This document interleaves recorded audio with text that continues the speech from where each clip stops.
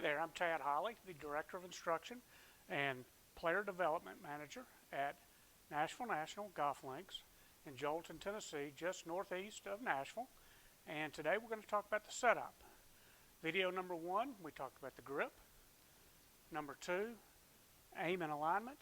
And now we're going to put it all together with posture and ball position. And when you do all those things properly, you should be able to give yourself a chance to hit good golf shots.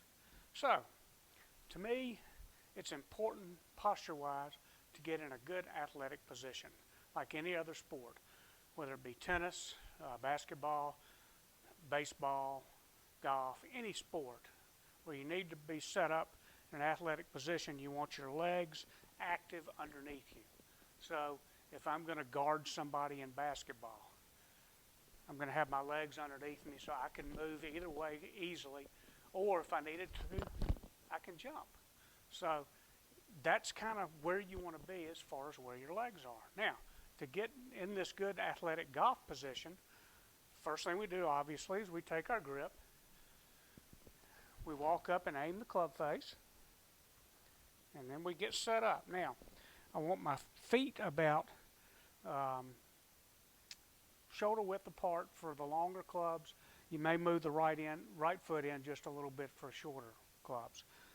So when I get set up, a good way while you're practicing to determine if you have good posture is stand straight up, put your arms out like this, let your arms fall and hit your back of your arm, hit the chest, bend at the hips, and then flex your knees a little bit.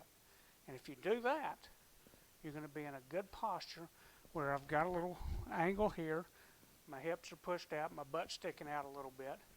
Don't want my back rigidly straight. We want it somewhat relaxed, pushing our feet into the ground.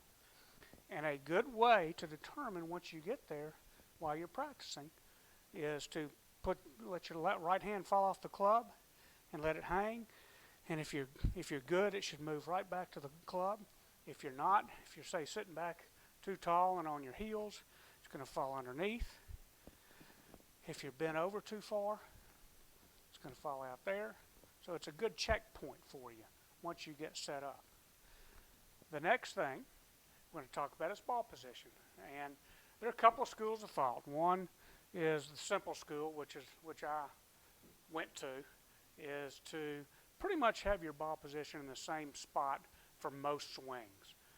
The other position would be to start with the driver out near your toe and gradually move it in for each club. I think that's a little complicated and can be a problem for people who don't practice a ton.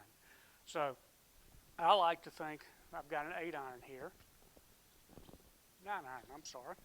And so it's going to be just inside my left heel, okay? If I'm going to, because I want the bottom of my swing to be just past the ball, so I can compress the ball and get it up in the air. If I'm hitting driver,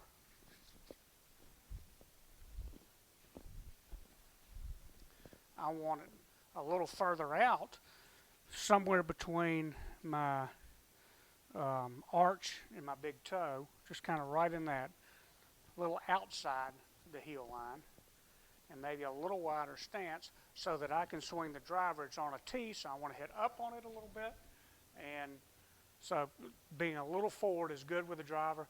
The rest of the clubs just inside the left heel, unless, of course, you want to do something like hit a punch shot where you need to move it back in the stance so you can hit the ball lower. So let's see if all this works. So I take my grip,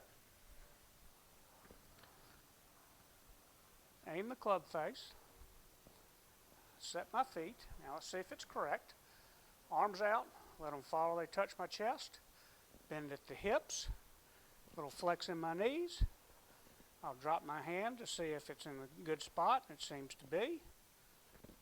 So I seem to be in a good posture, so let's see what happens. Perfect.